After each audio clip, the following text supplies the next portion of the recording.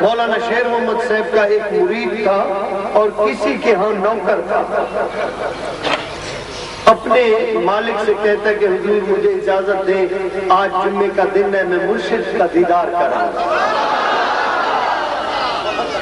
جمعے کا دن عید کا دن ہے، اور اس عید میں اگر مرشد کا دیدار ہو جائے تو اور کیا چاہیے؟ سبحان اللہ۔ اس نے اپنے اس غلام کو تنزیہ نگاہ سے کہا کہ ٹھیک ہے تم تو جا رہے ہو، میں بھی چلتا ہوں، لیکن شرط یہ ہے کہ تمہارا پیر مجھے بریانی کھلائے گا۔ اگر مجھے مولانا شیر محمد شرف پوری بریانی کھلاتا ہے تو ٹھیک، اگر نہیں کھلاتا میں اس کو ولی نہیں مانوں گا۔ اس نے کہا صحیح، مرشد کے ساتھ میرا مقابلہ نہیں ہے، وہاں لنگر ہے، جو چیز ہوا مل جائے گی، اب میں کیسے آپ کی یہ شرط پوری کر سکتا ہوں؟ کہتے ہیں تو نہیں کر سکتا، اگر وہ ولی ہے وہ تو کر سکتا ہے نا۔ کہتے چلو اب دونوں نکلے۔ جیسے ہی حضرت علامہ شیر محمد شرف پوری رحمت اللہ علیہ کی بارگاہ میں وہ زمیندار اور اس کا غلام پہنچے، اس کا نوکر پہنچے، تو اس فقیر نے، اللہ والے نے آواز لگائی اور درویشوں ادھر آؤ۔ آ گئے، کہتے ہیں یہ زمیندار آ رہا ہے، اس کو بریانی کا شوق ہے، تھال بریانی کا بھر کے لے آؤ، اس کو کھلاؤ۔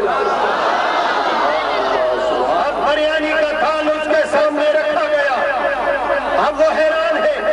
علامہ شیر محمد صاحب نے فرمایا کہ جاؤ میرا کھانا بھی لے کر آؤ۔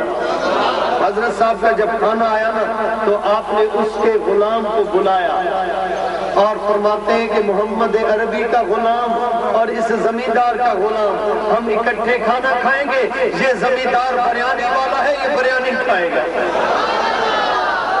اللہ کے ولی جہاں بھی ہوتے ہیں ان کی نظر ہوتی ہے دلوں پہ، اور دلوں کے بھیدوں کو جانتے ہیں۔ عرض یہ کر رہا تھا کہ غوث العظم پیران پیر دستگیر محبوب سبحانی خود ربانی قندیل نورانی شہباز ہمکانی حضرت شیخ سیدنا محی الدین عبد القادر جیلانی سے فرماتے ہیں، اور وہ غوث اتنے سے معصوم بچے کو پہلے سے پیشے گوئی فرماتے ہیں، اے عبد القادر میں دیکھ رہا ہوں کہ بغداد کی جامع مسجد میں تو کہہ رہا ہے کہ ھذا قدمی علی رحمت کل ولی اللہ، کہ میرا جو قدم ہے تمام ولیوں کے اوپر ہے۔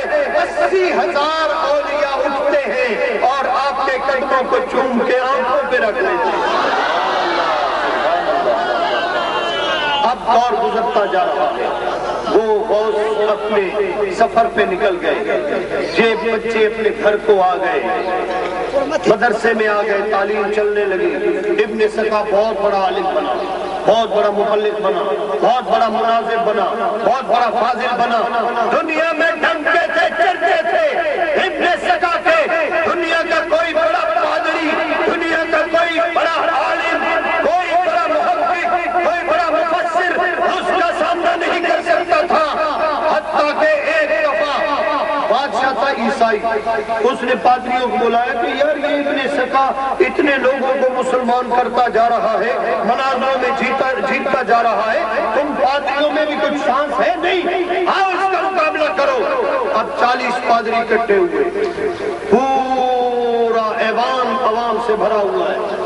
شرط یہ تھی ہے ابن سقا، اگر تو جیت گیا مناظرہ تو ہم سب عیسائی مسلمان ہو جائیں گے، اور اگر ہم جیت گئے تو تجھے عیسائی بننا پڑے گا۔